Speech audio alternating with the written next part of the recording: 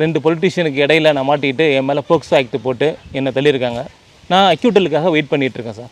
Wait பண்ணுற டைமுக்கு கிட்டத்தட்ட ஒரு 5 வருஷமாக ஆகிடுச்சு. 5 வருஷம் ஆகிட்டு. 5 வருஷமாக உங்களுக்கு எப்படி இருந்துச்சு? ஏன்னா 24 வருஷம் ஒரு ஸ்கூலோட எச்சமாக இருக்குன்றீங்க.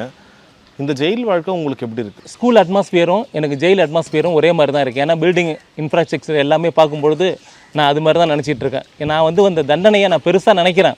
என்னுடைய உள் மனசில் அந்த தண்டனை பெருசாக தெரிஞ்சாலும் அதை நான் பார்த்துக்கிட்டே இருந்தேன்னு சொன்னால் நான் வீணாக போயிடுவேங்கிறதுனால நான் அதை வந்து பெருசுப்படுத்தாமல் நான் இருந்துகிட்டு இருக்கேன். இப்போ மற்ற சிறைவாசிகள் கூடலாம் உங்களுக்கு எப்படி இருக்குது அந்த ஒரு பேசும்போது இது பண்ணும்போது? சார், எல்லாரோடையும் நான் நல்லா பழகுவேன்.